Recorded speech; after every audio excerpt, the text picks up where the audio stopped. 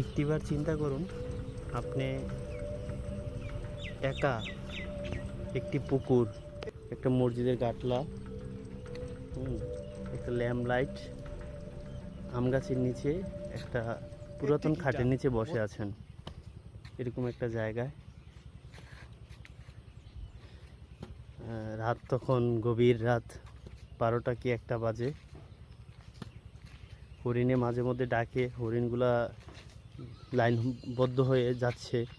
একদিকে শুকুরের কিচমিচ শব্দ, বানরের লাফালাফি।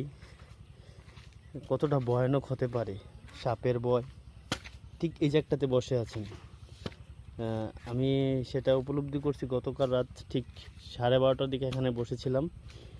মানে সত্যি আম গাছের থেকে মনে হচ্ছে কি যে ঝনঝনি শব্দ, মানে কি বলবো। আর এই দিক দিয়ে হরিণগুলা যাচ্ছিল লাইনবদ্ধ হয়ে, আর শুকুরগুলা কিচমিচ করতেছিল। সত্যি ভয়ানক একটা রাত ছিল।